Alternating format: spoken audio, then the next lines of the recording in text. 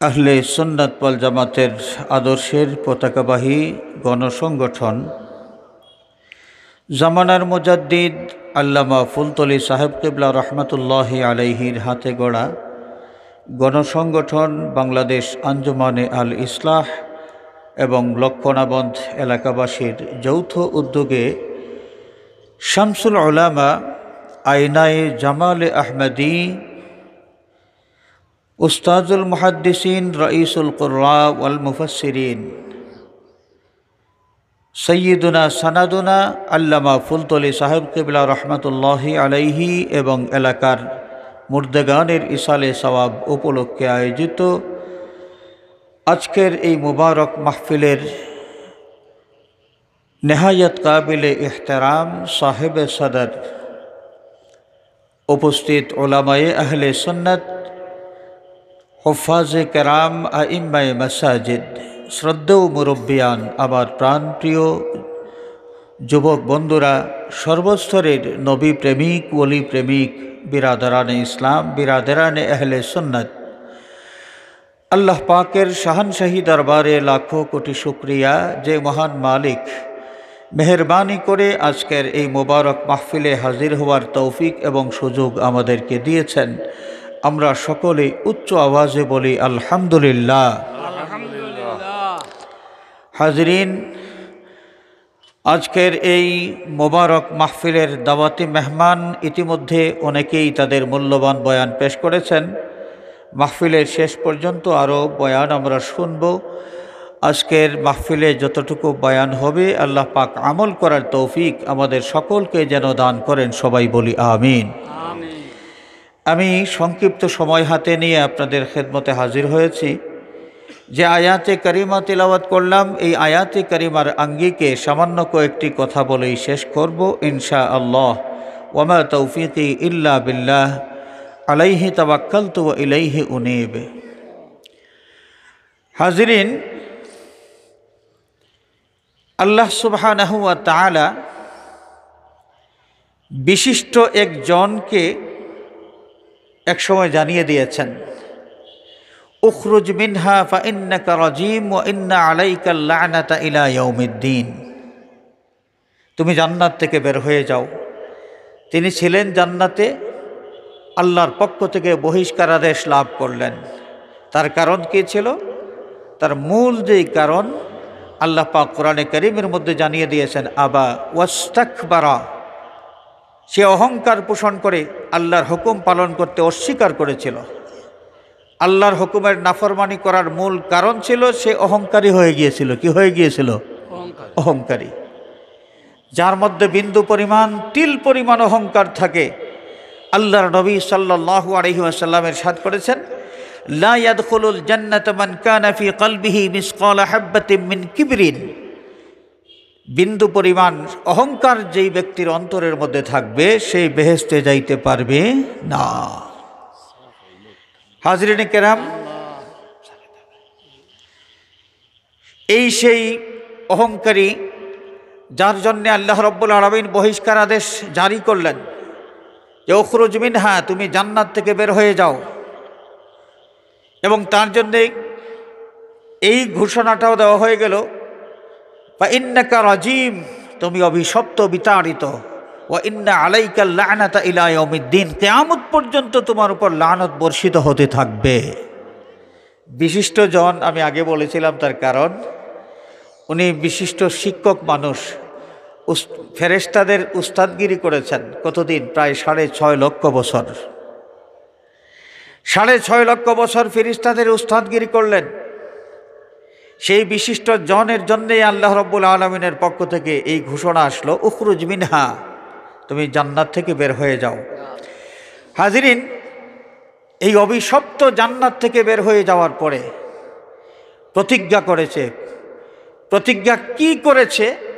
তার একটি মাত্র মিশন নিয়ে সে মাঠে নেমেছে। মাঠে থাকবে কতদিন? এই কথাগুলো বলতে গেলে আল্লামা নিশাপুরী রহমতুল্লাহি আলাইহি তার তাফসীর গ্রন্থে শুরুর দিকে একদম শুরুর দিকে আউযু বিল্লাহি মিনাশ শাইতানির রাজিম এর তাফসীর করতে গিয়ে তিনি একটা রওয়ায়াত উল্লেখ করেছেন যে ইবলিসের প্রতি যখন আল্লাহর পক্ষ থেকে বহিষ্কার আদেশ জারি হলো, তখন সে আল্লাহ রাব্বুল আলামিনের দরবারে দাবি পেশ করলো যে আল্লাহ, জান্নাত থেকে আমার বের হওয়া লাগবে, তুমি হুকুম করেছো আমি জানি, আর কোনোভাবেই কোনো কৌশলে এই জান্নাতে আমি থাকতে পারবো না। তবে জান্নাত থেকে বের হওয়ার সময় আমার অন্তিম কিছু ইচ্ছা তোমার দরবারে আমি পেশ করতে চাই, আমার দরখাস্তগুলো মেহেরবানি করে তুমি কবুল করো। এই ইচ্ছাগুলোর মধ্যে একটা ইচ্ছা ছিল এই, ইবলিস আল্লাহর কাছে দাবি পেশ করলো যে আল্লাহ, মানুষ যখন চলাফেরা করে, তার ছায়াও তার সাথে সাথে থাকে, সে যেই দিকে যায় তার ছায়া তার সাথে সেই দিকেই যায়। ছায়ার কোনো শব্দ হয় না, ছায়ার কোনো শব্দ হয় না। আয় আল্লাহ, তোমার কাছে আমি এই যোগ্যতা চাই, এই আদম সন্তানের সাথে সাথে আমি থাকব, আমি তার সাথে থাকব, কিন্তু আমার কোনো নড়াচড়ার সে যেন বুঝতে না পারি। আল্লাহ রাব্বুল আলামিন রিপ্লাই দিলেন, মঞ্জুর, তোমার দাবি কবুল হয়ে গেছে। দ্বিতীয় দাবি, আল্লাহ আদম সন্তানের ছায়া, আদম সন্তান নিজে দেখতে পায়, ছায়া দেখা যায় কি যায় না? দেখা যায়। নড়াচড়া যদিও বোঝা না যায়, কিন্তু ছায়া দেখা যায়। ইবলিস দাবি করলো যে আল্লাহ, আদম সন্তানের সাথে আমি থাকব, তার ছায়ার মতো নিঃশব্দে তার সাথে আমি অবস্থান করব, ছায়া সে দেখতে পায়, আমাকে এই যোগ্যতা দাও যেন আমাকে সে দেখতেও না পায়। আল্লাহ রাব্বুল আলামিন রিপ্লাই দিলেন, মঞ্জুর, তোমার এই দাবিও কবুল হয়ে গেছে। তৃতীয় দাবি, আল্লাহ আদম সন্তানের সংখ্যা, আদমের সন্তানের সংখ্যা কিয়ামত পর্যন্ত যত হবে, আমারও সেই পরিমাণ সংখ্যক সন্তান যেন তুমি দান করো। আল্লাহ রাব্বুল আলামিন রিপ্লাই দিলেন, মঞ্জুর, তোমার দাবি কবুল হয়ে গেছে। এই জন্যে হাদিস শরীফের মধ্যে এসেছে, প্রতিটি মানব সন্তান যখন জন্মগ্রহণ করে, মানুষের বাচ্চা যখনই জন্মগ্রহণ করবে, সাথে সাথে শয়তানেরও একটা বাচ্চা জন্মগ্রহণ করে, এবং নবজাতক এই শিশুর সাথী হয়ে সে সারাটা জীবন কাটাবে। এই আদম সন্তান যতদিন পর্যন্ত পৃথিবীতে বেঁচে থাকবে, তার সাথে শয়তানের যেই সন্তানটা জন্মগ্রহণ করেছে তার সাথী হইয়া সারাটা জীবন তার সাথী হয়ে থাকবে। সাথী হয়ে যে থাকবে, এই আদম সন্তান শয়তানের নড়াচড়াও বুঝতে পারবে না এবং শয়তানকে দেখতেও পারবে না। মুফাসসির সাহেব, মুহাদ্দিস সাহেব, ইমাম সাহেব, হাজি সাহেব, গাজী সাহেব, দুনিয়ার যত মানুষ, সকলের সাথেই এক একটা শয়তান আছে। হাদিস শরীফের মধ্যে এসেছে, আল্লাহর নবী সাল্লাল্লাহু আলাইহি ওয়াসাল্লামের ইরশাদ ফরমান, মা মিনকুম আহাদুন ইল্লা ওয়া মাআহু শাইতানুন, তোমাদের মধ্যে এমন কেউ নাই যার সাথে শয়তান নাই। সাহাবায়ে কেরাম আরজ করলেন, ওয়ালা আনতা ইয়া রাসূলুল্লাহ, নবীজি জানতে চাই আপনিও শয়তান মুক্ত নন কি, অর্থাৎ আপনার সাথেও কি শয়তান আছে? আল্লাহর নবী জবাব দিলেন, ওয়ালা আনা, তোমরা শুনে রাখো, আমিও শয়তান মুক্ত নই, আমার সাথেও শয়তান আছে। ওয়ালাকিন্নাল্লাহা আ'আনানি ফাআসলামা, কিন্তু আল্লাহ পাক আমাকে সাহায্য করেছেন, আমার সাথী শয়তান সে ইসলাম ধর্ম কবুল করে নিয়েছে। অথবা আরেকটা ব্যাখ্যা হলো যে আমার সাথী শয়তানটা আত্মসমর্পণ করেছে, তার ওয়াসওয়াসা দেওয়ার যেই শক্তি আল্লাহ রাব্বুল আলামিন সেই শক্তি বিলুপ্ত করে দিয়েছেন। অতএব আমার সাথী শয়তান কখনো কোনোদিন আমাকে ওয়াসওয়াসা দিয়া পাপ কাজের দিকে নিতে পারে না। সুবহানাল্লাহ। তা আল্লাহর নবীজির সাথী শয়তান সে আত্মসমর্পণ করেছে অথবা সে ইসলাম ধর্ম কবুল করেছে, আর বাদবাকি যত মানুষ, হাজী সাহেব, গাজী সাহেব, শাইখুল হাদিস, মুফাসসিরে কোরআন, ইমাম সাহেব যত আছেন, সকলের সাথে যত শয়তান পরিপূর্ণ শক্তি নিয়েই কিন্তু প্রতিটি মানুষের সাথে অবস্থান করতেছে। খেয়াল করছেন? শয়তান আল্লাহ রাব্বুল আলামিনের কাছে দাবি করল, মালিক, আদম সন্তানের শিরায় উপশিরায় রক্ত যেই দিকে প্রবাহিত হয়, তার রক্তের সাথে মিশে তার আপাদমস্তক আমি সফর করতে চাই, এই যোগ্যতা আমাকে দান করো। আল্লাহ রব্বুল আলামিন জবাব দিলেন, মঞ্জুর, তোমাকে যোগ্যতা দেওয়া হলো আদম সন্তানের রক্তের সাথে মিশে তার শরীরের শিরায় উপশিরায় তুমি সফর করতে পারবে, পা থেকে মাথা পর্যন্ত যেখানে যাওয়ার ইচ্ছা সেখানেই তুমি যাইতে পারবে। এবারে ইবলিস দাবি করলো, আল্লাহ আনজিরনি ইলা ইয়াউমি ইউবআসুন, কিয়ামত পর্যন্ত তুমি আমাকে অবকাশ দাও, অর্থাৎ আমার হায়াত যেন কিয়ামত পর্যন্ত থাকে, এর আগে আমার মরণ না হয়। আল্লাহ রব্বুল আলামিন তাকে প্রশ্ন করলেন, এত লম্বা হায়াত কোন কাজে তুমি ব্যয় করবে? সেই ইবলিস তখন জবাব দিয়েছিল যে, আল্লাহ, যে আদমকে সম্মান না করার কারণে, সেজদা না করার কারণে আমি বিতাড়িত হইলাম, জান্নাত থেকে বহিষ্কৃত হইলাম, আমি মালাউন হয়ে পৃথিবীতে জীবন কাটাবো, সময় কাটাবো, সে আদম সন্তানকে আমি ছাড়ব না। লা উগবিয়ান্নাহুম আজমাইন, আদম সন্তান যখন জান্নাতের পথে রওনা করবে, ভালো পথে চলতে চাইবে, ভালো কাজ করতে চাইবে, তখনই আমি বাধা হয়ে দাঁড়াবো, ওই পথে তাকে চলতে না দিয়ে তাকে বাঁকা পথ ধরাইয়া জাহান্নামী মুখী করে দেওয়া আমার সারাটা জীবনের এই একটি মাত্র কাজ। নাউযুবিল্লাহ বলেন। ইল্লা ইবাদাকা মিনহুমুল মুখলাসিন, এক্সেপশনাল। মানুষের মধ্যে কিছু মানুষ আল্লাহর খালিস মুখলিস বান্দা। মানুষের সবার কোয়ালিটি এক সমান হয় না, যে সমান সমান সমান সমান আমার মতো, উনার মতো, তিনার মতো, তিনি, উনি, নবী, সবাই, কিছু লোক আছে সবাইকে এক কাতারে ঢুকায় দিতে চায়। এই যে একটা ফিলোসফি শুরু হয়েছে, এই ফিলোসফিটা এরা কই থেকে পাইল? নবীর দুষে গুণে রক্তে মাংসে আমার মতো 10 জনের মতোই একজন মানুষ। নাউযুবিল্লাহ।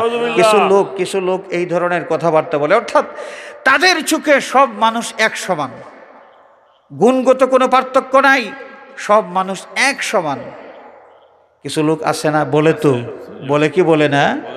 অথচ আল্লাহ রাব্বুল আলামিন কোরআনে কারীমের মধ্যে স্পষ্ট করে জানিয়ে দিয়েছেন, তিলকার রুসুলু ফাদ্দালনা বা'দাহুম আলা বা'দ মিনহুম মান কাল্লামাল্লাহু ওয়া রাফা'a বা'দাহুম দারাজাত। মানুষ জাতির মধ্যে সবচাইতে বেশি মর্যাদার অধিকারী হচ্ছেন নবী রাসূল, তাদের সমান আর কেউ হইতে পারে না। আবার নবী রাসূলদের মধ্যেও মর্যাদার পার্থক্য আছে। এটা ফুলতলি সাহেব কিবলা বলে যান নাই, বরং আল্লাহ সুবহানাহু ওয়া তাআলা নিজেই কোরআনে কারীমের মাধ্যমে দুনিয়ার মানুষকে জানিয়ে দিয়েছেন, এই পৃথিবী যতদিন থাকবে আল্লাহর কালাম কোরআনে পাক ততদিন থাকবে, আর কোরআনে পাক যতদিন থাকবে আল্লাহ পাকের এই ঘোষণাটাও ততদিন থাকবে। তিলকার রুসুল ফাদ্দালনা বা'দাহুম আলা বা'দিন, রাসূল সবাই এক সমান নয়, এক একজনের উপর আরেকজনকে আমি মর্যাদাবান বানিয়েছি। কেউ হচ্ছে জবিহুল্লাহ, কেউ কালিমুল্লাহ, কেউ নাজিউল্লাহ, কেউ রূহুল্লাহ, এক একজনকে এক এক স্পেশালিটি দেওয়া হয়েছে। সবাই কিন্তু সব দিক দিয়ে এক সমান নয়। ওয়া রাফা'a বা'দাহুম দারাজাত, এবং এই রসুলদের মধ্যে কিছু রসুল এমনও আছেন যাদেরকে অনেক অনেক অনেক বেশি উপরের মর্যাদার স্তর আমি দান করেছি। সুবহানাল্লাহ। তাফসীরের কিতাব খুলে দেখেন, আয়াতে কারিমার এই অংশের মাধ্যমে আখিরি জামানার নবী, ইমামুল আম্বিয়া, সাইয়্যিদুল আম্বিয়া মুহাম্মদ মুস্তাফা সাল্লাল্লাহু আলাইহি ওয়াসাল্লামকে বোঝানো হয়েছে। চিৎকার করে বলে সুবহানাল্লাহ। এরা সকল মানুষকে এক সমান বানিয়ে দিতে চায়। এদের ফিলোসফি এটা ভুল, এরা বিভ্রান্তির মধ্যে আছে। দেখেন, শয়তান যখন বলল যে লা উগবিয়ান্নাহুম আজমাইন, আল্লাহ আদম সন্তান এদের সকলকে আমি বিপদগামী করব, বাঁকা পথ ধরাইব, জাহান্নামুখী তাদের করব, ইল্লা ইবাদাকা মিনহুমুল মুখলাসিন, তবে হ্যাঁ, আদম সন্তানের মধ্যে তোমার খালিস মুখলিস বান্দা যারা থাকবে তাদেরকে আমি কিছুই করতে পারবো না, পারেও নাই। ইতিহাস সাক্ষী, হযরত বড় পীর আব্দুল কাদের জিলানী রহমাতুল্লাহি আলাইহি সহ বিভিন্ন আউলিয়া কেরামের কাছে এই ইবলিস গিয়েছে তাদেরকে ওয়াসওয়াসা দেওয়ার জন্যে, কিন্তু পারে নাই, ধরা খেয়ে গেছে। হযরত বড় পীর আব্দুল কাদের জিলানী রহমাতুল্লাহি আলাইহির কাছে গেল, যাইয়া বলল বড় পীর আব্দুল কাদের রহমাতুল্লাহ আলাইহি আরাম করেছেন। গভীর রাত্রিতে হঠাৎ করে তার কদম মুবারকের মধ্যে সেই স্পর্শ করলো, এইভাবে পায়ের মধ্যে হাত দিল। বড় পীর রহমাতুল্লাহ আলাইহির ঘুম ভাঙলো। তিনি বললেন, কে? ওই মিস্টার ইবলিস পরিচয় দেয় নাই। সে বলেছে যে আমি আল্লাহর পক্ষ থেকে এসেছি, আল্লাহ পাক আমাকে পাঠিয়েছেন। কেন? যে আপনি যে এত বেশি ইবাদত বন্দেগী করেছেন, আল্লাহ রাব্বুল আলামিন এত বেশি খুশি হয়ে গেছেন আপনার উপর যে আপনার জন্য মেরাজ মঞ্জুর করেছেন। আপনাকে আল্লাহ পাক আরশে মুআল্লায় দাওয়াত করেছেন, আপনাকে নিয়ে যাওয়ার জন্য আমি এসেছি। আজকে আপনার মেরাজ হবে। বড় পীর রহমতুল্লাহ আলাইহি তিনি তো জানেন আরশে মুআল্লার দাওয়াতে মেহমান হয়ে একজনই গিয়েছেন, আর কোনোদিন কেউ যাইতে পারে নাই এবং পারবেও না। তিনি হচ্ছেন আল্লাহর বন্ধু মুহাম্মদুর রাসূলুল্লাহ সাল্লাল্লাহু আলাইহি ওয়াসাল্লাম। এখন এই যে আসলো আমাকে মেরাজে নিয়ে যাওয়ার জন্য, আরশে মুআল্লায় নিয়ে যাওয়ার জন্যে, ভাবটা তো ভালো না। এটা তো সেই মুআল্লিমুল মালায়েকা চলে এসেছে। বড় পীর সাহেবের হাতে ধরা খাইলো। তিনি বললেন, এই থাপ্পড় খাবি না যাবি, থাপ্পড় খাবি না যাবি। পালানো শুরু করলো। ধরা খেয়ে গেছে, পালাইতে শুরু করেছে। পালাইয়া যাওয়ার সময় বলে যে বড় পীর আব্দুল কাদের, আপনার ইলম আজকে আমার হাত থেকে আপনাকে রক্ষা করলো, না হলে আপনাকে আমি কাবু করে ফেলেছিলাম। বড় পীর আব্দুল কাদের জিলানী রহমাতুল্লাহি আলাইহি বলেন, ওরে মালাউন, এখনো তুই আমাকে ওয়াসওয়াসা দেওয়ার চেষ্টা করছিস। আমার ইলম তোর প্রতারণার থেকে আমাকে বাঁচায় নাই। আমার মালিক মাওলা আমার প্রতি দয়া করেছেন, তোর হাত থেকে আমাকে বাঁচিয়েছেন। আমার ইলম আমাকে রক্ষা করে নাই। আমার আল্লাহ রাব্বুল আলামিন মেহেরবানি করেছেন, দয়া করেছেন। তুই যখন আমাকে ওয়াসওয়াসা দেওয়ার চেষ্টা করেছিস, তোর ওয়াসওয়াসার থেকে আমার মনিব আমাকে হেফাজত করেছেন। সুবহানাল্লাহ। তাহলে এই ধরনের আরো কিছু আল্লাহর মকবুল মাহবুব বান্দা যারা আছেন, এদের কাছে শয়তান গিয়া কুলাইয়া উঠতে পারে না। আমরা কি বুঝলাম? উম্মতের মধ্যেও মর্যাদার তফাৎ আছে কি নেই? কিছু কিছু উম্মত আছে শয়তান যাদেরকে নাকের মধ্যে ধরে এদিক সেদিক যেদিকে ইচ্ছা সেদিকে ঘুরাইতে পারে, আর কিছু উম্মত এমন আছেন যাদের কাছে গেলে শয়তান থাপ্পড় খাইতে হয়। খেয়াল করছেন? মানুষ সব এক সমান নয়। বাবা শাহজালাল আর আমার মতো মৌলবী এক সমান নয়, বেশ কম আছে। আকাশ পাতাল তফাত। গরিবে নওয়াজ খাজা গরিবে নওয়াজ হযরত মুঈনুদ্দিন চিশতি আজমিরি সঞ্জারি রহমাতুল্লাহি আলাইহি আর আমার মতো মোল্লা মৌলবী এক সমান নয়। খাজা গরিবে নওয়াজ, যার চেহারা মোবারকের দিকে তাকাইয়া লোকজন আকৃষ্ট হয়েছে, তার মধ্যে আল্লাহ পাক যে নূর দান করেছেন, সেই নূরের আলোক ছটা যখন তার চেহারা দিয়ে প্রস্ফুটিত হয়েছিল, তখন লোকজন তাকাইয়া তার প্রতি আকৃষ্ট হয়েছে এবং যাকে যাকে দলে দলে মানুষ ইসলামের ছায়াতলে আশ্রয় গ্রহণ করেছে, মানুষ মুসলমান হয়েছে। আর আমার মতো মোল্লা মৌলবী রাতের পর রাত, ঘন্টার পর ঘন্টা তাফসিরুল কুরআন মাহফিলে বকাবকি করতে করতে মানুষের কোনো কাজ হয় না। ওয়াজ মাহফিল এখন বেশি নাকি 50 বছর আগে বেশি ছিল? এখন বেশি, এখন বেশি। 50 বছর আগে মানুষের নৈতিকতা যেমন ছিল, বর্তমান যুগে তার চাইতে খারাপ না ভালো? খারাপ। ওয়াজ বাড়লো, তাহলে নৈতিকতার উন্নয়ন হলো না কেন? মানুষের চরিত্রের উন্নতি হলো না কেন? মানুষের বদখাসলতি কমলো না কেন? আরো বাড়লো, উল্টা হয়ে গেছে বিষয়। তার কারণ কি? তার অনেকগুলো কারণ আছে। অনেকগুলো কারণের মধ্যে বক্তা শ্রোতা, যিনি বক্তব্য দিচ্ছেন তিনি এবং যিনি বক্তব্য শুনছেন তিনি, আমাদের নিয়তের মধ্যে কিন্তু নিয়তের মধ্যে অনেক গন্ডগোল আছে। নিয়তের মধ্যে কি আছে? গন্ডগোল আছে।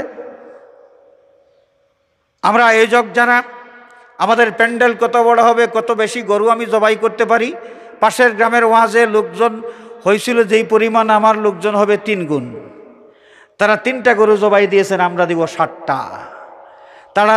তারা 50,000 টাকা দামের মৌলবী এনেছেন ওয়াজ করার জন্যে, আমরা 2 লক্ষ টাকার মৌলবী আনব। তাদের মৌলবী এসেছেন ওই যে পাজেরও চড়ে, আমাদের মৌলবী আসবেন হেলিকপ্টার চড়ে। খেয়াল করছেন? প্রতিযোগিতা শুরু হয়ে গেছে। আর আমার মতো মৌলবী দুনিয়াদার যারা, এমন বক্তব্য ঝাড়বো যে ভিউ হবে মিলিয়ন মিলিয়ন। আমরা ভিউয়ের তালে আছি। খেয়াল করছেন? এই দেখেন নিয়তের অবস্থা। ওয়াজ মাহফিল, ওয়াজ করা, ওয়াজ শোনা, উদ্দেশ্য কি? যিনি ওয়াজ করবেন তার নিয়ত থাকবে যেই কথাগুলো আমি বলছি আমি নিজেও আমল করব, আর শ্রোতা যারা তারাও যেন আমল করেন। শ্রোতাদেরকে বুঝাইয়া তাদেরকে যেন এই আমল করার জন্য উৎসাহিত করতে পারি, এইটা থাকবে নিয়ত। যদি এই নিয়ত না থাকতো তাহলে ওয়াজ করা মুশকিল হয়ে যেত। জানেন, আল্লাহ রাব্বুল আলামিন কোরআনে কারীমের মধ্যে উল্লেখ করেছেন, লিমা তাকুলুনা মা লা তাফআলুন কাবুরা মাকতান ইনদাল্লাহি আন তাকুলু মা লা তাফআলুন। তুমি নিজে যেই ভালো কাজটা করো না, অন্য মানুষকে সেই ভালো কাজ করার জন্য কেন তুমি ওসিয়ত করো, নসিহত করো?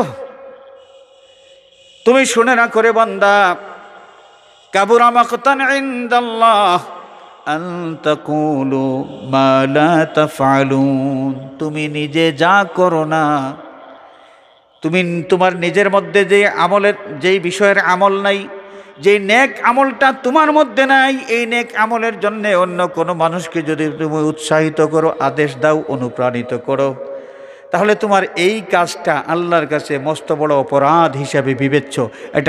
এটা মস্ত বড় অপরাধ, কবিরা গুনাহ। এখন আমার মতো মৌলবী আমি কোন বিষয়ে মানুষকে ওয়াজ করব? নামাজের ওয়াজ করব? আমার 16 আনা নামাজ কি ঠিক আছে? আমি তাহাজ্জুদের ওয়াজ করব? আমি তাহাজ্জুদ কত ওয়াক্ত পড়ি আমার জীবনে? আমি কোন আমলটার কথা ওয়াজ করতে পারবো যে আমলটা আমার মধ্যে 16 আনা আছে? প্রত্যেকটা বক্তা যদি নিজের দিকে তাকান আর আল্লাহর কোরআনে কারীমের এই সত্যতা যদি থাকে এবং সত্যতা যদি উপলব্ধি করতে পারেন যে কাবুরা মাকতান ইনদাল্লাহ আন তাকুলু মা লা তাফআলুন, তাহলে কোনো মৌলবী ওয়াজ করার কোনো যোগ্যতা থাকবে না। তাহলে ওয়াজের লাইনটাই বন্ধ হয়ে যাবে। ইমাম নববী রাহমাতুল্লাহি আলাইহি মুসলিম শরীফের ব্যাখ্যায় বাবুল আমরি বিল মা'রুফ ওয়ান নাহি আনিল মুনকার, এই অধ্যায়ে একখানা হাদিস, ওই হাদিস শরীফের ব্যাখ্যার মধ্যে তিনি উল্লেখ করেছেন যে যিনি মানুষকে ভালো পথে আহ্বান করবেন, আল আমরু বিল মা'রুফ করবেন, ওয়াজ করবেন, যিনি সোজা কথা ওয়াজ যিনি করবেন, তিনি যদি নিয়ত করেন যে আমার মধ্যে এই আমলটা তো এখনো পরিপূর্ণ হয় নাই, পুরাপুরি আমি নিজেও এই আমলটা করতে পারতেছি না, আমি নিজে এই আমল করার চেষ্টা করব, আমি প্রতিজ্ঞাবদ্ধ হইলাম। বক্তা নিজে আমলটা তার মধ্যে না থাকলেও তিনি আমল করবেন বলে প্রতিজ্ঞাবদ্ধ হইবেন এবং তিনি উদ্দেশ্য করবেন যে শ্রোতারা তারাও যেন ওই ভালো কাজটা করতে পারেন। এই নিয়তে যদি ওয়াজ করেন তাহলে কবিরা গুনাহ হবে না। ইমাম নববী রাহমাতুল্লাহি আলাইহির এই যে ব্যাখ্যা, এই ব্যাখ্যাটা পাওয়ার আগ পর্যন্ত ব্যক্তিগতভাবে আমি অনেক বেশি ভয় পাইতাম যে আমি তো ওয়াজ করব ঘন্টার পর ঘন্টা, শুধু কবিরা গুনাহই করতে থাকব, কারণ আমি যত ওয়াজ করতেছি কোনো আমল আমার মধ্যে পরিপূর্ণরূপে নাই। আর ইমাম নববী রাহমাতুল্লাহ আলাইহির এই ব্যাখ্যা পাওয়ার পরে একটু সাহস হয়েছে যে আমি নিয়ত করলাম এই ভালো আমলটা আমিও করব এবং শ্রোতা যারা সবাই করবেন। তো যাই হোক, আমার কথা অনেক দূরে চলে গেছে। সব মানুষ এক সমান নয়। ইবলিস এই কারণেই বলেছিল লাউগিয়ান্নাহুম আজমাইনা ইল্লা ইবাদাকা মিনহুমুল মুখলাসিন, আল্লাহ তোমার বান্দাদের মধ্যে খালিস মুখলিস মানুষ যারা, এদেরকে আমি তন্ত্রমন্ত্র দিয়া কিছুই করতে পারবো না, এ ছাড়া আর বাদ বাকি যত আছে, হাজী সাহেব গাজী সাহেব, হাজী সাহেব হইলে ওই হাজী সাহেবের যদি নিয়তের খুলুসিয়ত না থাকে, হাজী সাহেব সুদখুর হইতে পারেন। আপনারা কি জানেন এটা? হাজী সাহেব সুদখুর, হাজী সাহেব মানুষের জমিন জবরদখল করেন। হাজী সাহেব হজ করে এসেছেন, একাধিকবার হজ করেছেন, তিনি ব্যবসায়ী মানুষ, ব্যবসার মধ্যে মানুষ ঠকাইয়া ব্যবসা করেন, এইটা ছাড়তে পারেন নাই। হজ করেছেন ঠিকই, এইটা ছাড়তে পারেন নাই। তো এই হাজী সাহেবের ঘাড়ের উপর শয়তান ঠিক মতোই ভর করেছে, খেয়াল করছেন? তো হাজরিনে কেরাম, এই যে মিস্টার ইবলিস মুআল্লিমুল মালাইকা, অভিশপ্ত, আল্লাহর রহমত থেকে বিতাড়িত, এটা আমাদের দুশমন, আমাদের দোস্ত না দুশমন, আমাদের দুশমন। দুশমনি শুরু করেছে আমাদের বাবা মা হযরতে আদম আর হাওয়া আলাইহিমাস সালাম থেকে, এবং তার দুশমনিটা এখনও অব্যাহত আছে। কিয়ামত পর্যন্ত তার দুশমনি নিয়েই সে পৃথিবীতে থাকবে। আদম সন্তানকে জান্নাতমুখী হইতে দেবে না। আদম সন্তান যখন ভালো কোনো কাজ করতে যাবে, যেই কাজ করলে আল্লাহ পাক খুশি হন, ওই কাজের মধ্যে বাধা সৃষ্টি করার জন্যে সে লেগে যাবে, একদম প্রাণান্তকর চেষ্টা করে যাবে কি করে আদম সন্তানকে ওই পথ থেকে, আল্লাহর পথ থেকে ফিরানো যায়। খেয়াল করছেন? এই কারণে এই যে আমরা যখন কোরআনে কারীম তেলাওয়াত করি, কোরআনে কারীম যখন তেলাওয়াত করি, কোরআন শরীফ তেলাওয়াত করা ভালো কাজ না খারাপ কাজ? ভালো কাজ। কতটুকু ভালো? কোরআনে কারীম তেলাওয়াত করলে মানুষের একসাথে কত ফায়দা হয়, একসাথে কত ফায়দা। এক নম্বর, একটা হরফ তেলাওয়াত করলে 10টা করে নেকি, 10টা করে কি নেকি। মান কারাআ হারফাম মিন কিতাবিল্লাহি ফালাহু হাসানাতুন ওয়াল হাসানাতু বিআশরি আমসালিহা। আল্লাহর নবী সাল্লাল্লাহু আলাইহি ওয়াসাল্লাম ইরশাদ করেছেন, আল্লাহর কালাম কোরআনে কারীম থেকে একটা হরফ যারা তেলাওয়াত করবে, প্রতিটি হরফের বিনিময়ে আল্লাহ রাব্বুল আলামিনের পক্ষ থেকে 1 থেকে 10 নেকি পর্যন্ত তাকে দেওয়া হবে। তো নেকি কামাই করা হলো। কোরআনে কারীম তেলাওয়াত করলে কত শত কত হাজার হরফ তেলাওয়াত করা হয়ে যাবে। এখন কি পরিমাণ নেকি কামাই হবে আমরা মনে মনে একটু হিসাব করি। দ্বিতীয় ফায়দা, কোরআন শরীফ যত বেশি তেলাওয়াত করা হবে, মানুষের দিল তত বেশি রৌশন হবে। দিল কি হবে? রৌশন হবে। মানুষের দিলটা এই 3.5 হাত বডির নিয়ন্ত্রক, পাওয়ার হাউস। এই দিলের অবস্থা যেমন হয়, মানুষের 3.5 হাত বডি সেই নমুনারই হয়ে থাকে। এজন্য নবী করিম সাল্লাল্লাহু আলাইহি ওয়াসাল্লাম হাদিস শরীফের মাধ্যমে আমাদেরকে এই বিষয়টার গুরুত্ব বুঝিয়ে দিয়েছেন। মানুষের দেহের অভ্যন্তরে গোশতের একটা টুকরা, ওই টুকরাটা যতক্ষণ পর্যন্ত বিশুদ্ধ থাকবে, মানুষের সারাটা বডি, সারাটা দেহ ততক্ষণ পর্যন্ত বিশুদ্ধ। এই মানুষটার এই হাত কোনো মানুষের উপর জুলুমের জন্য আগাইতে পারে না। এই মানুষটার পাও খারাপ কোনো কাজের দিকে অগ্রসর হইতে পারে না। এই মানুষটার চক্ষু, দৃষ্টি নিষিদ্ধ কোনো দিকে যাইতে পারে না। এক কথায় কল্ব পরিষ্কার তো মানুষের 3.5 হাত দেহ পরিষ্কার পরিচ্ছন্ন। খেয়াল করছেন? আর এই জায়গায় যদি ভেজাল তৈরি হয়ে যায়, তাহলে সারা দেহের মধ্যে ভেজাল। কলবের মধ্যে যদি ময়লা লাগে, ময়লা কলবওয়ালা মানুষের হাতটা জুলুম করার জন্য অন্য মানুষের দিকে এগিয়ে যাবে। এই মানুষটার পা খারাপ কাজের দিকে অগ্রসর হইবে।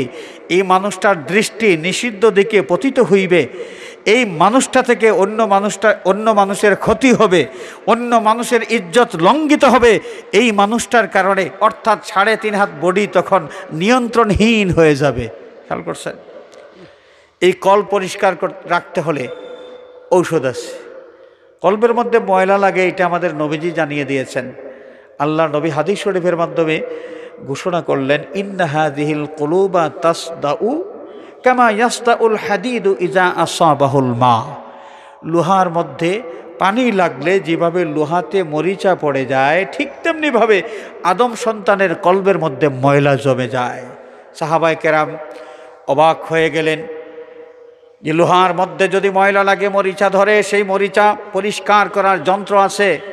কাপড়ে ময়লা লাগলে সেই ময়লা পরিষ্কার করার উপাদান আছে।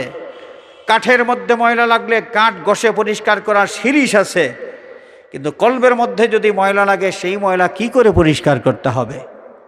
কলব তো ধরাও যায় না, ছোঁয়াও যায় না, দেখাও যায় না। অবাক হয়ে গেলেন এই কথা শোনার পর। আল্লাহর নবী যখন বললেন যে কলবের মধ্যেও ময়লা জমে, সাহাবায়ে কেরাম জানতে চাইলেন, ফামা জালা উহা ইয়া রাসূলুল্লাহ। নবীজি জানতে চাই, কলবের মধ্যে যদি ময়লা লাগে, সেই ময়লা কেমনে পরিষ্কার করতে হবে, পরিষ্কার করার কি উপায় আছে? আল্লাহর নবী সাল্লাল্লাহু আলাইহি ওয়াসাল্লাম সাহাবায়ে কেরামকে জানিয়ে দিলেন, কলবের মধ্যে যদি ময়লা লাগে, সেই ময়লা পরিষ্কার করার যন্ত্র একটা হলো কাসরাতু তিলাওয়াতিল কোরআন।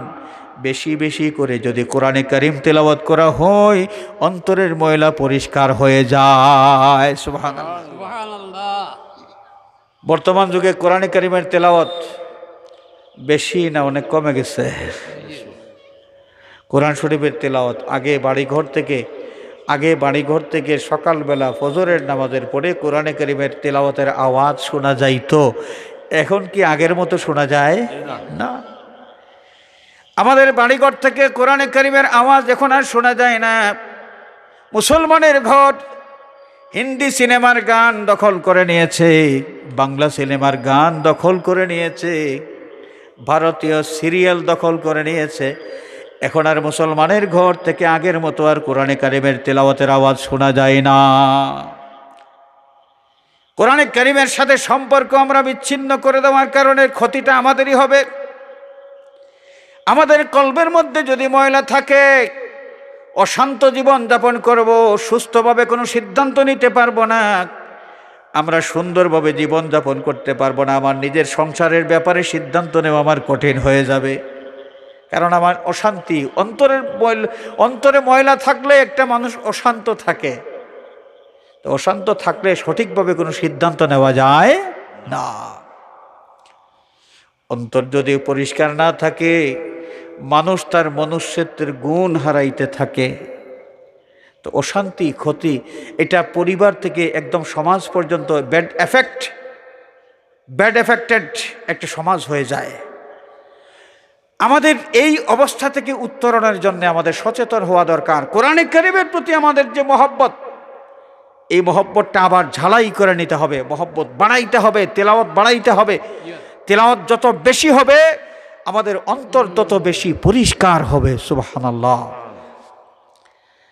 কোরআনে কারীম তেলাওয়াত করলে রহমত নাজিল হয়, সাকিনা নাজিল হয়। হাজরিনে কেরাম, কোরআনে কারীমের তেলাওয়াত যেখানে হয়, খবিস জিন শয়তানও এখানে বাসা রাখতে পারে না। তাদের বাসা ভেঙ্গে তারা পলায়ন করে পালাইতে বাধ্য হয়। হাদিস শরীফের মাধ্যমে আমাদের নবীজি আমাদেরকে জানিয়ে দিয়েছেন। তো এই কাজগুলো করলে তারপর কি হয় যে কোরআনে কারীমের ওসিলায় মানুষ আস্তে আস্তে আল্লাহর দিকে অগ্রসর হইতে থাকে, আল্লাহর মহব্বত হাসিল করার প্রতি অগ্রসর হইতে থাকে। হাজিরিন, শয়তান কি এটা বরদাস্ত করতে পারে? এই জন্যে একজন মানুষ যখনই কোরআনে কারীম তেলাওয়াত করার ইচ্ছা পোষণ করেন, শয়তান বেটার বরদাস্ত করতে পারে না, সহ্য করতে পারে না। সে একদম কোমরে কাপড় বেঁধে লেগে যায় এই মানুষটাকে কি করে কোরআন শরীফের তেলাওয়াত থেকে ফিরাইতে পারে। নানান ছলনা, নানা কৌশলে একজন মানুষকে কোরআন বিমুখ করার চেষ্টা করে। এই জন্যে আল্লাহ সুবহানাহু ওয়া তাআলা ঔষধ আমাদেরকে বলে দিয়েছেন। কারণ এই ইবলিসটা এমন একটা দুশ্মন, আমাদের দুশ্মনী করতে আসবে, তার চলাফেরা আমরা টের পাইব না, তাকে আমরা দেখতেও পাইব না, কেমনে আমাদের ক্ষতি করবে আমরা কিছুই বুঝতে পারবো না। এই দুশ্মন একটা পরাশক্তি হিসাবে আমাদের কাছে আছে, কিন্তু পরাশক্তি আর পরাশক্তি থাকতে পারবে না যদি আল্লাহর সাহায্য আমাদের সাথে থাকে। খেয়াল করছেন? এই জন্য আল্লাহ রাব্বুল আলামিন আমাদেরকে শিখিয়ে দিয়েছেন দুশ্মনকে পরাজিত করার মন্ত্র। فَإِذَا قَرَأْتَ الْقُرْآنَ فَاسْتَعِذْ بِاللَّهِ مِنَ الشَّيْطَانِ الرَّجِيمِ। আল্লাহ পাক জানিয়ে দিলেন, ওরে আমার বান্দারা, ওরে আমার বান্দা, তুমি যখন আমার কালামাল কোরআনুল কারীম তেলাওয়াত করতে যাবে, তেলাওয়াত শুরুতেই, তেলাওয়াত আরম্ভ করার প্রারম্ভে তুমি ফাস্তাইজ বিল্লাহি মিনাশ শাইতানির রাজিম, বিতাড়িত শয়তান থেকে আমার কাছে পানাহ চাও। فإنه ليس له سلطان على الذين آمنوا وعلى ربهم يتوكلون। যে সমস্ত মানুষের মধ্যে পাক্কা ঈমান আছে, নির্ভেজাল ঈমান, ঈমানের মধ্যেও কিন্তু ভেজাল আছে। খেয়াল করছেন? ঈমানের মধ্যেও কি আছে? ভেজাল আছে। ভেজাল ঈমান নিয়ে কোনো কাজ হবে না, নির্ভেজাল ঈমান লাগবে। জান্নাতে যাইতে হলে, নবীর শাফাআত পাইতে হলে, হাউজে কাউসারের পানি পান করতে হলে এই দুনিয়ার থেকে নির্ভেজাল ঈমান নিয়ে যাইতে হবে। ভেজাল ঈমান নিয়া হাউজে কাউসারের পানি পাওয়া যাবে না, ভেজাল ঈমান নিয়া নবীর শাফাআত পাওয়া যাবে না, ভেজাল ঈমান নিয়া জান্নাতও পাওয়া যাবে না, আল্লাহর দিদারও পাওয়া যাবে না। খেয়াল করছেন? আল্লাহ পাক বলেন, فإنه ليس له سلطان على الذين آمنوا, যাদের মধ্যে নির্ভেজাল ঈমান আছে, ওয়া আলা রাব্বিহিম ইয়াতাওয়াক্কালুন, এবং ওই ইমানদার বান্দারা যারা আল্লাহর উপর তাওয়াক্কুল করে নির্ভরশীল হয়ে যায়, সেই বিতাড়িত শয়তান তাদের উপর কোনো প্রভাব খাটাইতে পারে না। অতএব তোমরা যখন কোরআনে কারীম তেলাওয়াত শুরু করবে, প্রথমেই আমার কাছে বিতাড়িত শয়তান থেকে পানাহ চেয়ে নেবে। আমরা যখন কোরআনে কারীম তেলাওয়াত করি তখন প্রথমেই কি পড়া? আউযু বিল্লাহি মিনাশ শাইতানির রাজিম। আউযু বিল্লাহি মিনাশ শাইতানির রাজিম এটা তিলাওয়াত করা ওয়াজিব। কোরআন শরীফ তেলাওয়াত শুরু করার সময় আউযু বিল্লাহ এটা তেলাওয়াত করা, আউযু বিল্লাহি মিনাশ শাইতানির রাজিম তেলাওয়াত করা কি? ওয়াজিব। এটা আমাদের মনে রাখতে হবে। তো হাজিরিনে কেরাম, আল্লাহ সুবহানাহু ওয়া তাআলা আমাদেরকে নির্দেশ দিয়েছেন, উদখুলু ফিস সিলমি কাফাহ ওয়ালা তাত্তাবিউ খুতুওয়াতিশ শাইতান। ওরে ইমানদার, তুমি ঈমান এনেছ। এখন ইমানদার দাবি করলেই তো হয় না, ইমানের কিছু দাবি তোমাকে পুরা করতে হবে। তুমি ইমানদার দাবি করেছো, ইমানের কিছু দাবি আছে তোমার উপর। ইমানের দাবি পুরা করার জন্য কিছু আমল তুমি করতে হবে। এই আমলগুলোর নাম হলো নেক আমল। এই আমলগুলোর নাম কি? নেক আমল। আল্লাহ রাব্বুল আলামিন আমাদেরকে জানিয়ে দিচ্ছেন, উদখুলু ফিস সিলমি কাফা। এই আমলের নাম হলো ইসলাম। আমলের নাম কি? ইসলাম। নামাজের নাম ইসলাম, তিলাওয়াতের নাম ইসলাম, জিকিরের নাম ইসলাম, কোরআনে কারীম তেলাওয়াত ইসলাম, সদকা করা ইসলাম, হজ করা ইসলাম, যাকাত দেওয়া ইসলাম, রোজার মাসে রোজা রাখা ইসলাম। এক কথায় আমাদের জীবনে যতগুলো আমল আমরা করব, সমস্ত আমলের নেক আমলের নাম কি? ইসলাম। আল্লাহ রাব্বুল আলামিন আমাদেরকে জানিয়ে দিলেন, তুমি মুমিন। বাস, তুমি মুমিন যেহেতু, তোমার মধ্যে ঈমান আছে, ঈমানের দাবি পুরা করার জন্য তুমি ইসলামের দিকে যাও, অর্থাৎ নেক আমল তুমি করতে থাকো। আর কিভাবে যাবে? ফিস সিলমি কাফা, পরিপূর্ণরূপে। কিছু আর মানি আর কিছু মানি না, তা হয় না। কিছু মানি আর কিছু মানি না, তা হয় না। আমরা মুসলমান, আমাদের বর্তমান যুগে এই ধরনের আছে। আল্লাহর হাবিব সাল্লাল্লাহু আলাইহি ওয়াসাল্লাম দুনিয়া থেকে বিদায় নেওয়ার পরে সিদ্দিকে আকবর রাদিয়াল্লাহু তাআলা আনহু যখন খলিফাতুল মুসলিমিন, তখন ষড়যন্ত্রকারীরা ষড়যন্ত্র শুরু করলো যে ইসলামের নবী দুনিয়ায় নাই, মুসলমানদেরকে এই মুহূর্তে এখনই সুবর্ণ সুযোগ আছে, এদেরকে তছনছ করে দিতে হবে। এই তছনছ করে দেওয়ার জন্য কিছু ষড়যন্ত্র শুরু হলো। এর মধ্যে একটা ষড়যন্ত্র ছিল যে কিছু লোক নামাজ পড়তো, সব করতো, অর্থাৎ মুসলমান। এটা কি ছিল? মুসলমান। হঠাৎ করে তারা সিদ্ধান্ত নিল যে আমরা যাকাত দিব না, যাকাত দিব না। আমরা রসুলের যুগে যাকাত দিয়েছি, এখন রসুলুল্লাহ নাই, যাকাতও নাই, শেষ। আল্লাহ রসুলের যুগে আমরা যাকাত দিয়েছি, রসুল পাক সাল্লাল্লাহু আলাইহি ওয়াসাল্লাম বিদায় নিয়েছেন দুনিয়া থেকে, এখন আর আমরা যাকাত দিতে পারবো না, যাকাত দেব না। যাকাত অস্বীকারীদের আবির্ভাব হলো। ইসলামের মধ্যে নতুন করে এক ধরনের একটা ষড়যন্ত্র শুরু হলো। হাজরিনে কেরাম, তো যাই হোক, সেই সময় এই যে যাকাত অস্বীকারীদের বিরুদ্ধে সিদ্দিকে আকবর রাদিয়াল্লাহু তাআলা আনহু কঠিন সিদ্ধান্ত গ্রহণ করলেন এবং শেষ পর্যন্ত তাদের ষড়যন্ত্র থেকে মুসলিম মিল্লাতকে তিনি রক্ষা করতে পেরেছিলেন। আলহামদুলিল্লাহ। হাজরিনে কেরাম, তো এরা এই যে মুসলমান ছিল, কিছু মানে আর কিছু মানে না। নামাজ পড়ে, নামাজ মানে, রোজা মানে, হজ মানে, সব মানে, যাকাত মানে না। আর বর্তমান যুগে আমরা যারা আছি, আমরা এত ভয়ঙ্কর টাইপের ইসলাম বিরোধী না, কিন্তু আমরা সূক্ষ্মভাবে যদি আমাদের নিজেদের আমলগুলো নিয়ে চিন্তা করি, আমাদের সমাজ নিয়ে চিন্তা করি, তাহলে আমরা দেখব আমরাও কিন্তু এই ইসলামের অনেক বিধানের বিরোধী হয়ে আছি, আমরা নিজেরাই টের পাইতেছি না। সুদ খাওয়া হালাল না হারাম? সুদ খাওয়া কি ইসলাম না না খাওয়া ইসলাম? কোনটা? সুদ না খাওয়ার নাম ইসলাম। তাহলে মুসলমান সুদ খায় কেমনে? মুসলমান সুদ খায়, মুসলমান কাস্টমার ঠকাইয়া ব্যবসা করে। অনেক ব্যবসায়ী আছে না, ওজনে কম দেয়, না হলে ভেজাল মাল ভিতরে ঢুকাইয়া ভালোগুলো উপরে দিয়া মানুষকে দিয়া দেয়। আপনি ওই যে ফ্রুটস কিনতে যান, আজকাল অবশ্য এই মুসিবত অনেকটা কমে গেছে, কারণ এই মুসিবত চাইতে মহা মুসিবত শুরু হয়েছে। এখন আর কমলা লেবু আগের মতো পচে না। সারাটা মার্কেট যদি তন্ন তন্ন করেন, পচা একটা কমলাও পাবেন না। এমন কমলা 3 মাস ঘরে রাখলেও কিছুই হবে না, রং যেভাবে ছিল ওইভাবেই থাকবে, পচবেও না, কিছুই হবে না। বর্তমান যুগে এটা আছে না? এটা হলো মহা সমস্যা, মহা সমস্যা। তো হাজিরিনে কেরাম, তো অনেক ব্যবসায়ী আছেন যার ব্যবসায়ীরা কাস্টমার ঠগাইয়া ব্যবসা করেন। কাস্টমার ঠগাইয়া কি করেন? মানুষকে ঠকানো এটা হালাল না হারাম? যে কোনো ধরনের ব্যবসা হোক, মানুষকে ক্ষতিগ্রস্ত করে যেই ব্যবসা আছে সমস্ত ব্যবসা হারাম। হাজরিনে কেরাম, রাসূলুল্লাহ সাল্লাল্লাহু আলাইহি ওয়াসাল্লাম অত্যন্ত সংক্ষিপ্ত কথায় আমাদের ব্যবসা বাণিজ্যকে ভেজাল মুক্ত রাখার সেই থিওরি আমাদেরকে জানিয়ে দিয়েছেন।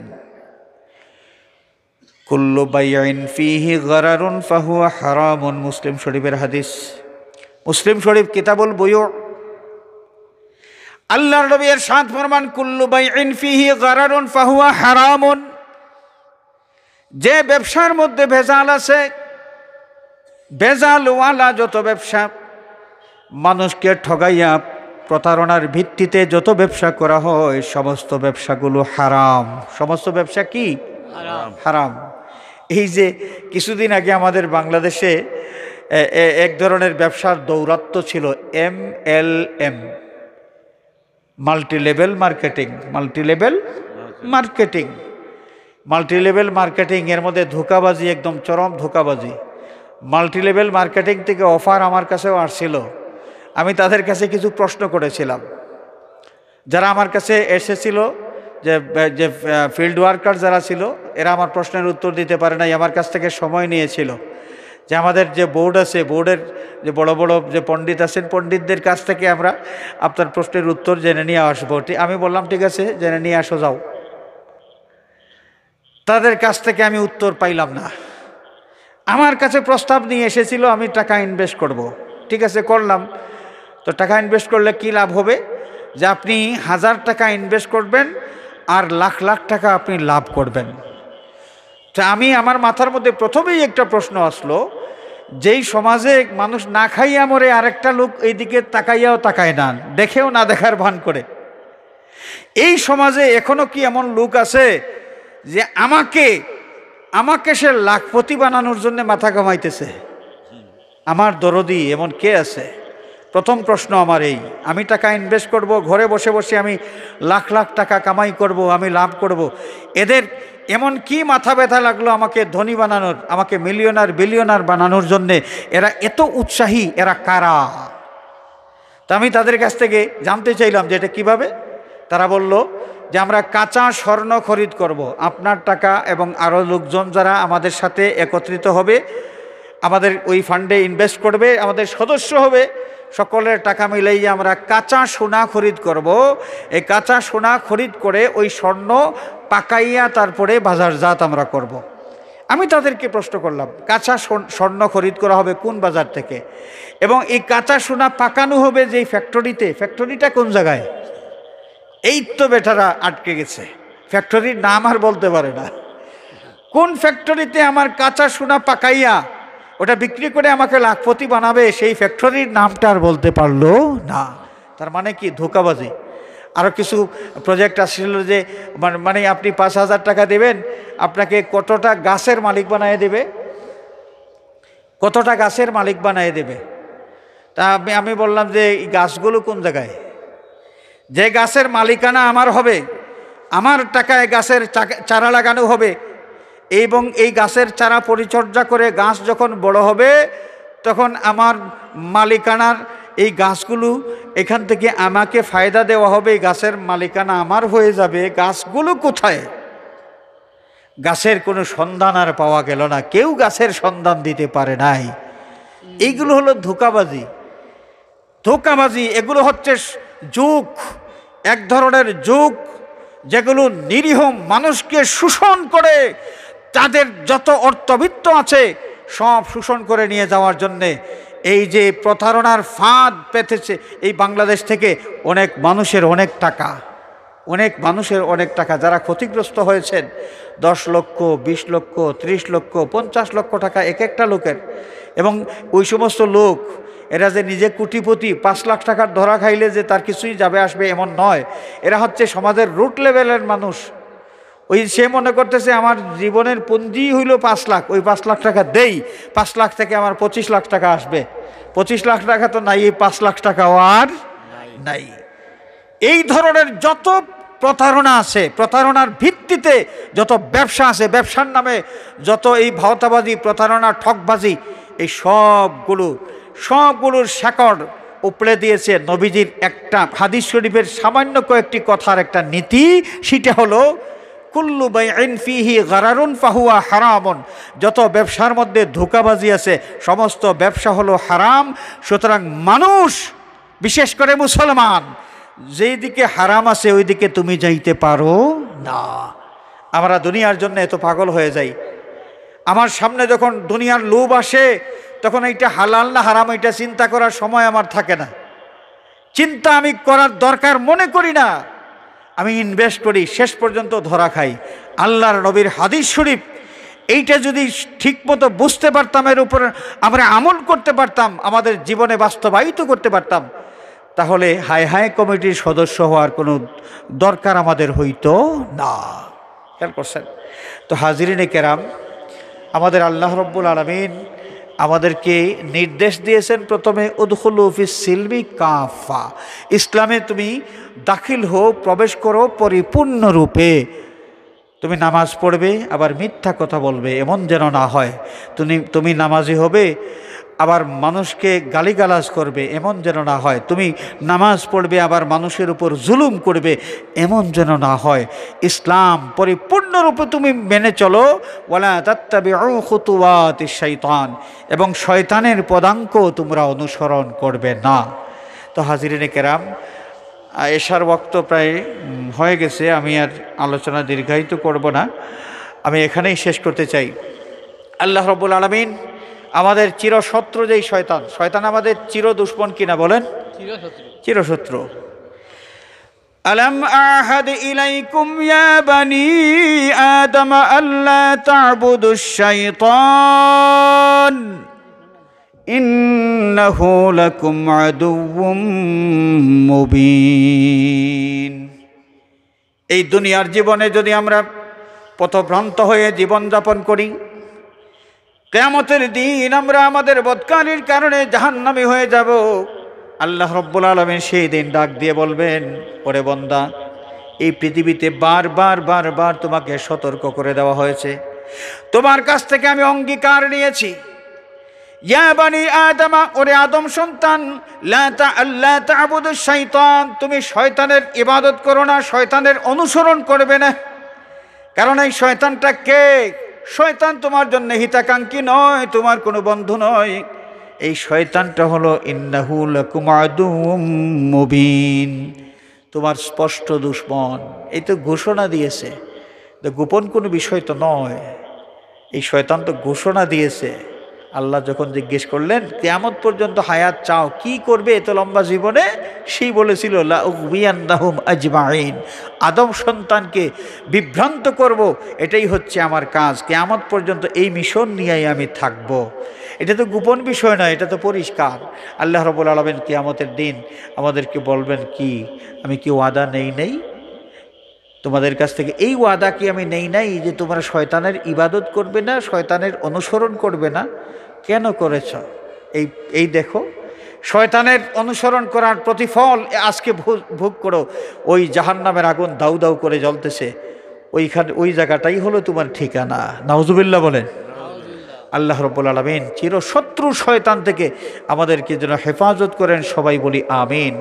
যত বদহাসলতি আছে, শরীয়ত বিরোধী যত কার্যকলাপ আছে, যত কথাবার্তা আছে, যা কিছু আছে, শরীয়ত বিরোধী সমস্ত কাজকর্ম থেকে আল্লাহ পাক আমাদেরকে যেন হেফাজত করেন, আমাদের সমাজটাকে যেন হেফাজত করেন, সবাই বলি আমিন। ওয়া আখিরু দাওয়ানা আনিল হামদুলিল্লাহি রাব্বিল আলামিন। সুফিয়ান নামে একজনে 200 টাকা দিছে। আল্লাহ কবুল ফরমাও, আল্লাহ কবুল ফরমাও, আল্লাহ আচ্ছা, আল্লাহ কবুল ফরমাও, আল্লাহ কবুল ফরমাও। সাল্লাল্লাহু আলা সাইয়্যিদিনা ওয়া মাওলানা মুহাম্মদ ওয়া আলা আলিহি ওয়া আসহাবিহি ওয়া সাল্লাম। সাল্লাল্লাহু আলা সাইয়্যিদিনা ওয়া মাওলানা মুহাম্মদ ওয়া আলা আলিহি ওয়া আসহাবিহি ওয়া সাল্লাম। নুনু মিয়া 500 টাকা দিছে। আচ্ছা আচ্ছা, আল্লাহ কবুল ফরমাও, আল্লাহুম্মা আমিন। আলহামদুলিল্লাহি রাব্বিল আলামিন ওয়াস সালাতু ওয়াস সালামু আলা সাইয়্যিদিল মুরসালিন ওয়া আলা আলিহি ওয়া আসহাবিহি আজমাইন।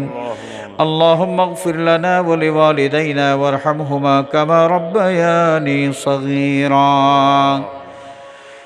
ربنا اغفر لنا ولإخواننا الذين سبقونا بالإيمان ولا تجعل في قلوبنا غلا للذين آمنوا ربنا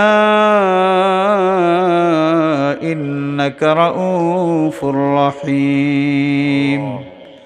আয় আল্লাহ, বাংলাদেশ আঞ্জুমানে আল ইসলাহ এবং ঐতিহ্যবাহী লক্ষণাবন্দ এলাকাবাসীর উদ্যোগে আয়োজিত আজকের এই মোবারক মাহফিল আউয়াল থেকে আখির পর্যন্ত কবুল ফরমাও। মাহফিলের সওয়াবের হাদিয়া সোনার মদিনায় তোমার হাবিবের খেদমতে পৌঁছায়া দাও। तमाम পৃথিবীর মুমিন মুমিনাত কবরবাসীর আরওয়াহে পাকে পৌঁছায়া দাও। আল্লাহ, বাবা শাহজালাল শাহপরান 360 আউলিয়া মুর্শিদুল মুর্শিদিন আল্লামা ফুলতুলি সাহেব কিবলা রহমাতুল্লাহি আলাইহি সহ পৃথিবীর যেখানেই তোমার যত ওলি আরাম করেছেন তামাম আউলিয়া কেরামের আরওয়াহে পাকে পৌঁছায়া দাও। আয় আল্লাহ, এই বৃহত্তর লক্ষণাবন্দ এলাকার তামাম মুর্দেগানের আরওয়াহে পাকে পৌঁছায়া দাও। আল্লাহ, তোমার যত বান্দাবান্দি মাহফিল আয়োজনের জন্যে টাকা পয়সা দিয়ে শরিক হয়েছেন, সহযোগিতা করেছেন বিভিন্নভাবে, আল্লাহ প্রত্যেকের বংশের মুর্দেগানের আরওয়াহে পাকে সওয়াবের হাদিয়া পৌঁছায়া দাও। আল্লাহ, আমাদের तमाम জিন্দেগির গুনাহ খাতা মাফ ফরমাও। বাকি জিন্দেগি তোমার গোলামির হক আদায় করার তৌফিক দাও। আমাদের জিন্দা মুর্দা মা বাবার প্রতি রহম ফরমাও। তোমার হাবিবের জিন্দা মুর্দা तमाम উম্মতকে মাফ ফরমাও। আয় আল্লাহ, আমাদের মধ্যে অসুস্থ যারা শিফায়ে কামিলা আদিলা ইনায়াত ফরমাও। অন্তর্যামী মাবুদ, কার অন্তরে কোন ফরিয়াদ সব তোমার জানা আছে। তোমার হাবিবের ওসিলায় আমাদের সকল ফরিয়াদগুলো কবুল ফরমাও। আয় আল্লাহ, আমাদের পীর মুর্শিদ উস্তাদ যারা হায়াতে আছেন হায়াতের মধ্যে আরো বরকত দাও, সুস্থ শরীরে রাখো। আল্লাহ, যারা কবরবাসী হয়ে গেছেন গরিক রহমত ফরমাও, দরজাত বুলন্দ ফরমাও। ভিক্ষা চাই মুর্শিদুল মুর্শিদিন আল্লামা ফুলতুলি সাহেব কিবলা রহমতুল্লাহি আলাইহি দরজাত বুলন্দ ফরমাও। তোমার ওয়ালির রুহি ফয়েজ দিয়ে আমাদেরকে ফয়েজিয়াব করে দাও। আল্লাহ, আমাদের মুর্শিদে বরহক হযরত বড় সাহেব কিবলার হায়াত ভিক্ষা চাই। সুস্থ শরীরে আরো বহুত দিন আমাদের মাথার উপরের ছায়া হিসাবে তোমার ওয়ালিকে জমিনে বাকি রাখো মওলা।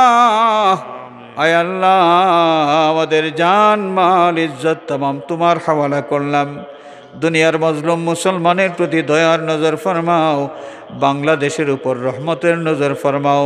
আল্লাহ, ইউরোপ, আমেরিকা, মধ্যপ্রাচ্য সহ দুনিয়ার বহু দেশে আমাদের ভাই বিরাদর আপনজন আত্মীয় স্বজন সন্তানাদি যারা প্রবাসী অবস্থায় আছেন সহি সালামতে রাখো।